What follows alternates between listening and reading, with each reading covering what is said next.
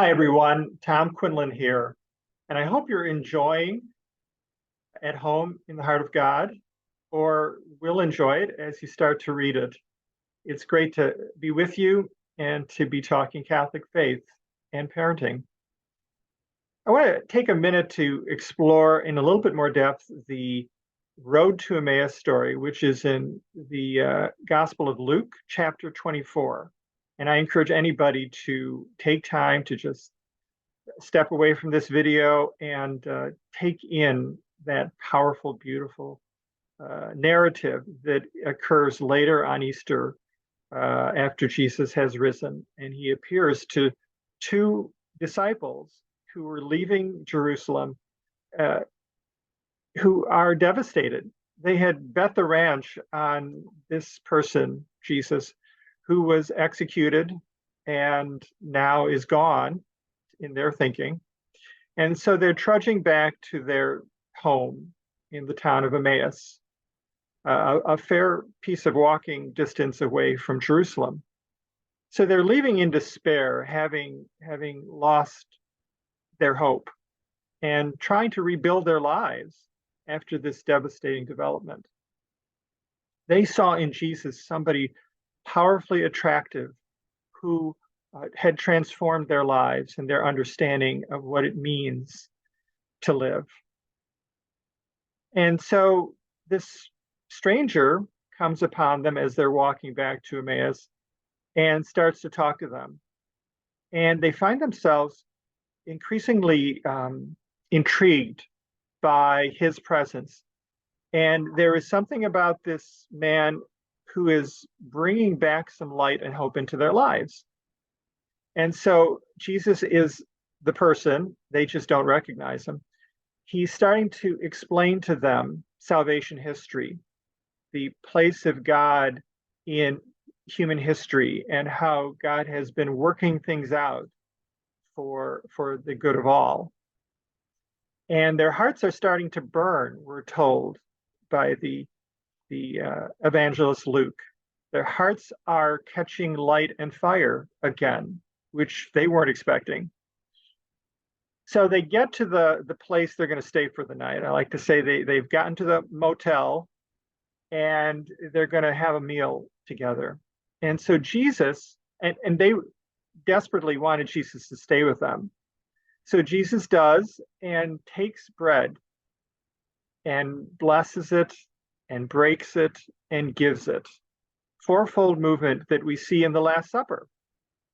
And this is Luke telling our reader, us, that this is the Eucharist, the same Eucharist that the apostles experienced on Holy Thursday, at the Last Supper. So Jesus is giving them his body and his blood in this mystical way that we can't fully understand, but we believe. The real presence of Jesus is there in the person of Jesus and in this food they are about to share. And in the taking and eating of the bread that is the Eucharist, the eyes of these two disciples are opened. And so now not only are their hearts burning, but their eyes are open to recognizing who it is that has been with them. And at that very moment, their eyes are opened, but Jesus vanishes. It's a very interesting development, to say the least. I think what's going on here is that Jesus is saying, I don't need to hang here and hold your hand and continue to comfort you and guide you. You have me. You have me in the word that I've shared with you on the road that caused your hearts to burn. You have me in this meal, this sacrificial meal that is me poured out for you. So Jesus is now gone, but they have Jesus in word and in what we as Catholics would call sacrament of Eucharist. And they are so filled with grace, with joy, with hope, that they have to go back to Jerusalem right now. I mean, it's nighttime and they have to go right now. Have you ever had such good news that it couldn't wait till morning to share with friends, family. You probably have. Christy and I have, of course, in the birth of our children.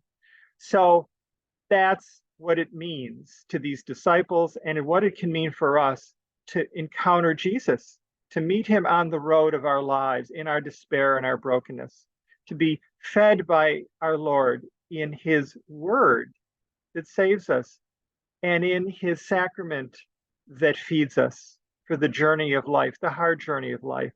So the apostles, the disciples here, their lives are reoriented 180 degrees from going away in despair to returning in joy to share with the apostles the great, life-giving good news of their encounter with Jesus, who is alive.